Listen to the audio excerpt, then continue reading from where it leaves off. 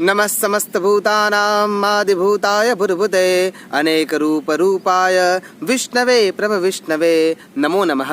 आप सभी का स्वागत करता हूँ आद्य शक्ति ज्योतिष कार्यालय में, जिसमें हम धर्म के सार गर्भित विषयों को लेकर गुरुतम और महत्तम चर्चा करते रहते हैं। आज का हमारा विषय है जया एकादशी। जयति विजयति। हमें हमारे जीवन में जय चाहिए, उत्तम गति को प्राप्त करना है। उसका जो उत्तम व्रत है उसको कहते हैं जया एकादशी। मुझे एक छोटी सी कहानी याद आ रही है। एक बार एक गुब्बारे वाला जो गैस के गुब्बारे बेच रहा था और उसके आसपास बहुत सारे बच्चे घूम रहे थे। उसमें से एक बच्चा उस गुब्बारे वाले से पूछता है कि क्या ये पीले वाला जो गुब्बारा है वो ऊपर तक जाएगा? गुब्बारे वाले ने बहुत प्यार से कहा, हाँ बेटा वो जाएगा। अच्छा, तो वो ये काले वाला जो गुब्बारा है वो भी ऊपर उड़ेगा, आकाश तक पहुंचेगा? हाँ बेटा वो भी पहुंचेगा। और वो नीले वाला? बच्चे तो आखिर बच्चे होते हैं। तब उस गुब्बारे वाले ने उत्तर दिया कि बेटा गुब्बारे का रंग, गुब्बारे का कद वो मायने नहीं रखता कि वो आकाश तक जाएगा कि नहीं। उसके भीतर भरी हुई जो हवा होती है, गैस होती है, वो उसको ऊपर की ओर ले जाने के लिए कारणबद्ध है।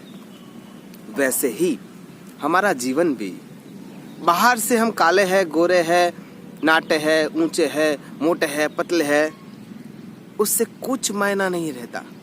उसका कोई मतलब नहीं है। मतलब यहाँ पर है कि हम भीतर से कैसे हैं, हमारा अंतरंग मन कैसा है, हमारे विचार कैसे हैं। और फर्क कहाँ पर पड़ेगा? अगर हम भीतर से जो कर्म करते हैं वो या तो हमें पुण्य की ओर ले जाता है या तो हम पाप की ओर जाते हैं। और अगर एक अवस्था ऐसी आ जाती है तो हम उसमें से निर्गुणता की ओर भी चले जा सकते हैं। उसी से हम अध्यात्म जगत में प्रगति कर सकते हैं। यानी एक गुब्बारा जो आकाश तक पहुंचता है वो उसके भीतर की ऊर्जा को लेकर पहुंचता है। वैसे ही हमारा जीवन भी अगर हमें उन्नत करना है तो भीतर से हमें समृद्ध होना पड़ेगा, धर्मशास्त्र के नियमों को पालित करना होगा। आइए जानते हैं जया एकादशी की व्रत कथा।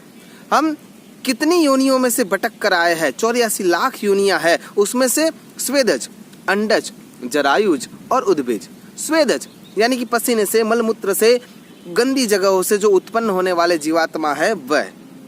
दूसरा अंडज, गुजराती में एक पंक्ति है, कान तेना बच्चा, काना तेना इंडा, यानी कि जो अंडे में से उत्पन्न होने वाले हैं वो अंडज। फिर है उद्भिज यानी कि लताएं, पेड़ पौधे, गुल्म इत्यादि इत्यादि। और जरायुज यानी कि उदर में से उत्पन्न होने वाले जीवात्मा। यानी इन 84 लाख योनियों में से हम भटकते हुए यहाँ तक पहुँचे हैं। और अगर हम अब भीतरी समृद्धि को छोड़कर नीचे या निम्न कक्षा में चले गए तो वह तो गलत होगा। इसीलिए हमें उच्चता को प्राप्त करना है। तो भगवान श्री कृष्ण के मुखारविंद में से युधिष्ठिर महाराज के प्रश्नों के रूप में इस कथा का प्रादुर्भाव हुआ है। तो कथा कुछ इस ढंग से चलती है। देवराज इंद्र नंदन वन में बैठे हुए हैं, वहां पे गंधर्व गान कर रहे हैं। उसमें दो प्रमुख पात्र जो है उनकी यहाँ पे कथा चल रही है। पुष्पदंत की पुत्री पुष्पावती और मालती का पुत्र माल्यवान, दोनों गान और नृत्य के बीच में एक दूसरे की ओर आकृष्ट हो रहे हैं। धीरे धीरे उनका तालमेल बढ़ रहा है। वो एक दूसरे के प्रति अपना समर्पण भाव दिखाने के कगार पर पहुंच गए हैं। दोनों एक दूसरे के प्रति आकर्षित हो गए हैं। यहाँ पे देवराज इंद्र देख रहे हैं कि धीरे धीरे वो इतने पास आ रहे हैं कि मर्यादा का उल्लंघन हो रहा है और सुर ताल में भी विघ्न हो रहा है। इस बात को राजा के रूप में इंद्र ने देखा, तब उनको क्रोध आ गया और उनके मुख से श्राप निकल गया कि आपने सभा की मर्यादा का उल्लंघन किया हुआ है, इसीलिए आप पिशाच योनि में चले जाएंगे। और जैसे ही श्राप मिला उन दोनों की अधोगति हो गई। पृथ्वीलोक पर हिमालय के ठंडे से क्षेत्र में उनको स्थिर होना पड़ा पिशाच के रूप में। पिशाच के रूप में, पिशाच योनि में उन्होंने बहुधा कष्ट भोगे। रस रूप गंध, ये सारी जो इंद्रियां है वो उनकी शिथिल हो चुकी थी। एक बार ठंडी का प्रकोप इतना बढ़ गया था, उसमें ये दोनों जीवात्माएं तड़प रहे थे। ठंड से उनके दांत भी आवाज करने लग गए थे।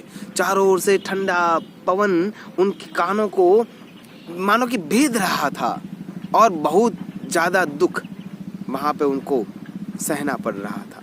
क्या करे, कर्म का बंधन है, किसी ना किसी कारण से वो बंधित है और उस कारण वहां पे वो दोनों जैसे कि एक मुर्दा दूसरे मुर्दे के साथ बैठा हुआ है, वैसे वहां पे वो बैठे हुए थे। सूरज नारायण छिप गए हैं, चंद्र महाराज उदित हो गए हैं, ठंडी बढ़ गई है।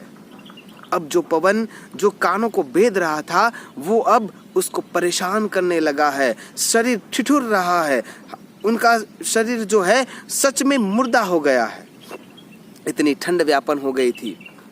ऐसे समय में वो पिशाच और पिशाचिनी एक दूसरे से बातें करते हैं कि हमने ऐसा कौन सा अपराध कर दिया है कि जिसके कारण आज हम यह सजा भोग रहे हैं। ठंड के कारण उन्होंने कुछ खाना भी नहीं खाया था और उन्होंने सोच लिया कि हमें कोई गलत काम नहीं करना, क्योंकि पिशाच यातना बहुत भयंकर होती है। यह सोचने के बाद पूरी रात भूख के कारण और ठंड के कारण उनको कुछ मिला भी नहीं था और सहसा या कह सकते हैं कि भाग्य से उस दिन जया एकादशी थी।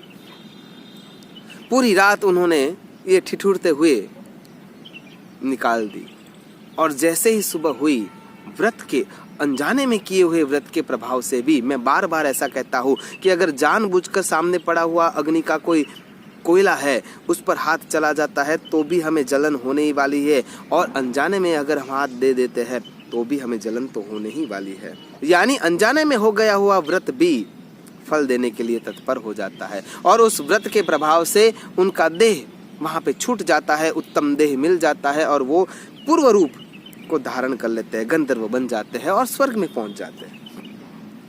देवराज इंद्र यह देखकर आश्चर्यचकित हो जाते हैं कि यह हुआ कैसे। वो उनको पूछते हैं, तब पुष्पवती और माल्यवान यह बताते हैं कि जया एकादशी के व्रत के कारण अनजाने में किया हुआ यह व्रत भी हमें साफल्य की ओर लेकर आया है और आज हम पूर्ववत हो गए हैं। तब देवराज इंद्र कहते हैं कि आपने जो भी तपस्या की है उसके फल से आप वंदनीय हो गए हैं और पहले भी वंदनीय थे। वह तो एक प्रकोप था जो आपको भोगना बाकी था, कोई कर्म का बंधन होगा इसलिए वो हो गया था। वहाँ पे देवराज माफ़ी मांगते हैं और उनको वंदित करते हुए स्वर्गलोक में विहार करने की अनुमति देते हैं। यहाँ पे कथा पूर्ण हो जाती है, लेकिन सिखाती वह है कि धर्म के नियमों को अनजाने में भी हम अगर पालित करते हैं तो वह भी श्रेयस्कर हो जाता है, तो जानकर क्यों न करें। इसलिए जो द्वादशी का दिन होता है वह दान का दिन होता है। पृथ्वी लोक से स्वर्ग लोक या उससे भी उत्तम लोकों तक पहुंचना है या हमें हमारे जीवन को उत्तमता की ओर ले जाना है, तो जो जीवन भर हमारी सेवा करती है और मृत्यु के बाद भी जो हमें मदद करने के लिए आती है, ऐसी गाय को दान देना चाहिए। कैसे?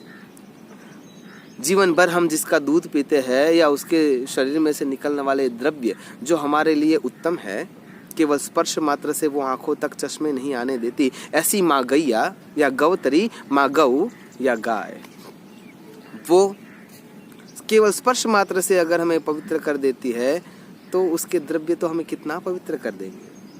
और मृत्यु के बाद जब हम वैतरणी जैसी नदी में सजा भोग रहे हैं तो उस समय भी वो हमें बचाने के लिए आती है।